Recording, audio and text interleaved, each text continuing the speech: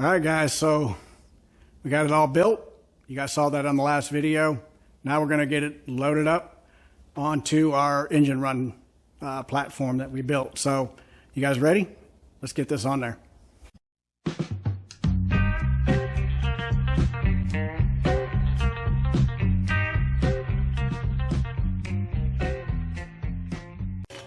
Just like this. There we go. They all line up.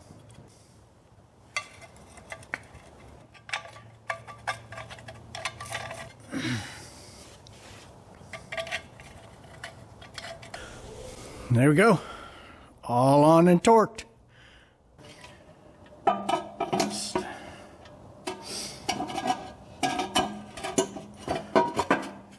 Line them up.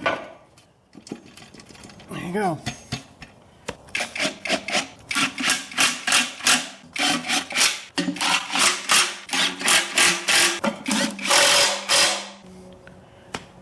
There you go. I think we're prepped, and it's time to load it up on the run stand. So let's get to hoisting this thing up.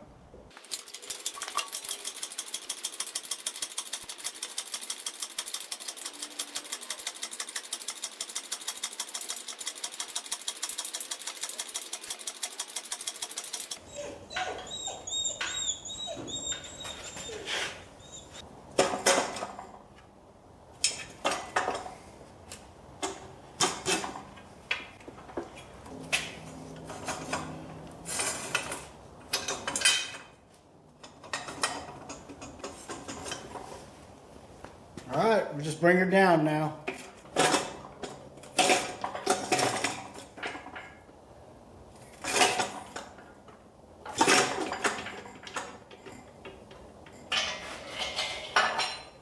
And now all I'm doing is I'm getting this lined up. So you can see I need to bring the engine up just a little bit, and we should be able to bolt that in. We got this side in. All right, here you go. You see how that works? Step back a little bit. So we got our mount there. We'll just tighten all that up. Looks like we're good back here. And same over here. We got that. So I'm going to go around, zip all that tight. I should be able to take the hoist off it then.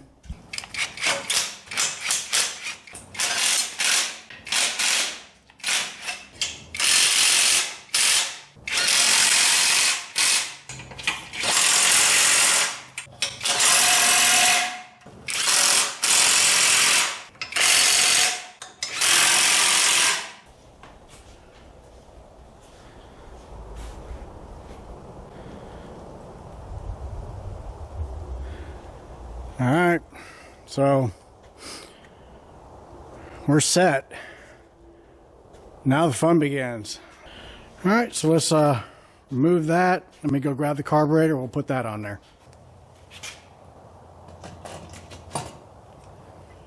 All right, so we're not going to be using this fan because I'm going to be running an electric fan in the car, and I'm also going to be running an electric fan on the engine run stand. So those bolts were long enough to go through this spacer here. So I went ahead and cut them down, because the only thing they got to fit through now is the pulley.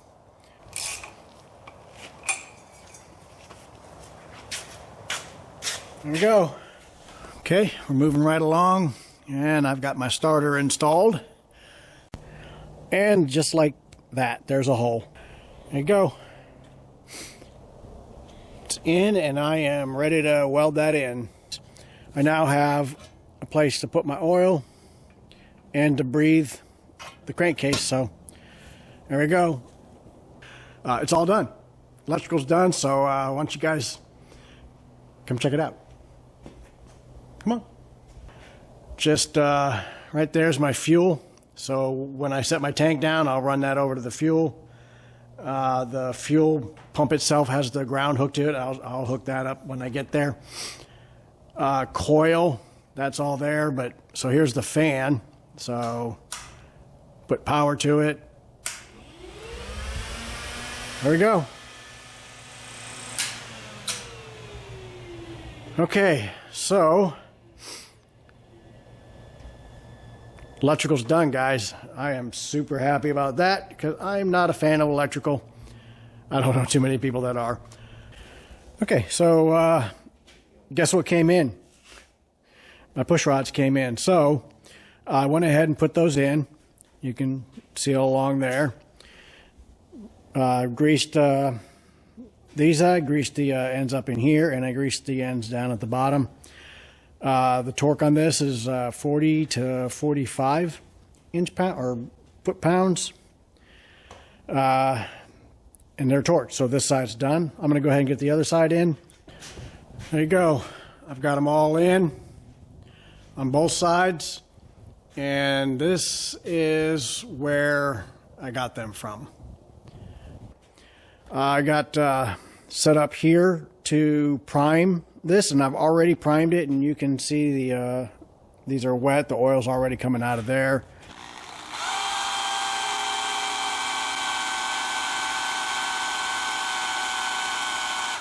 There you go. Plenty of oil pressure. So I know the oil passages are getting full.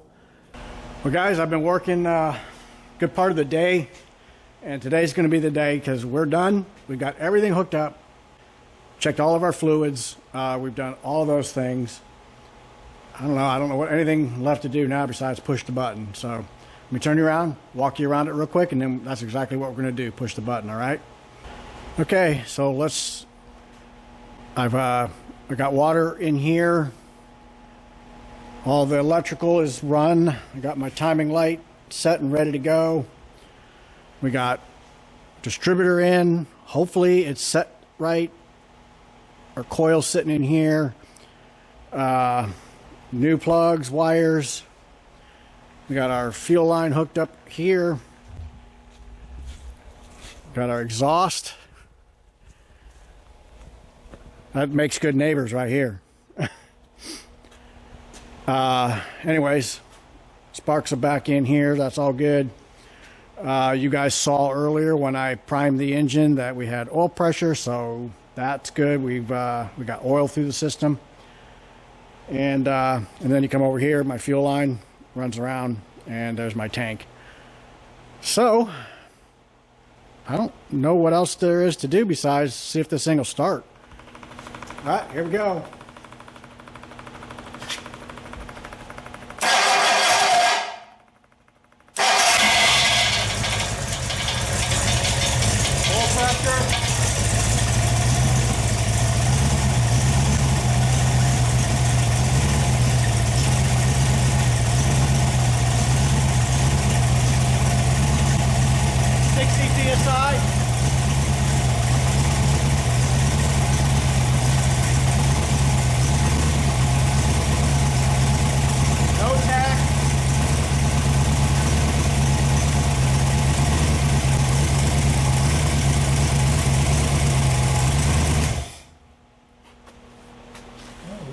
Shut it off. We got a fuel leak.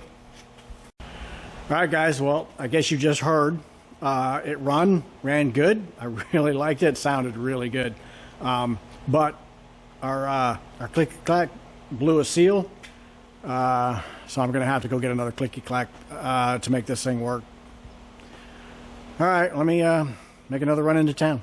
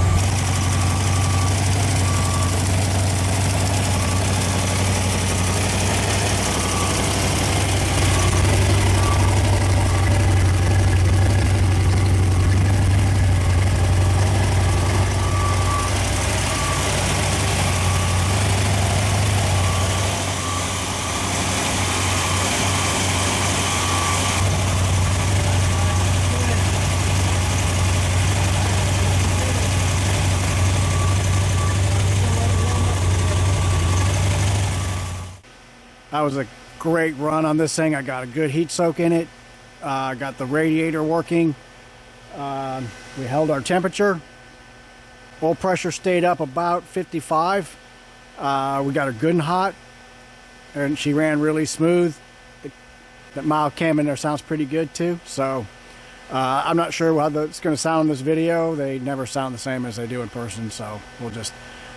All right, so I'm back out here working on the... well, not really working on it, but just going to do a cold start, see what she does. I did make a couple of adjustments on it. I raised the radiator up a little bit, got it more in line with the engine. Other than that, I didn't really do much besides move it over there into the other bay of the shop. All right, let's crank it up and see what we got.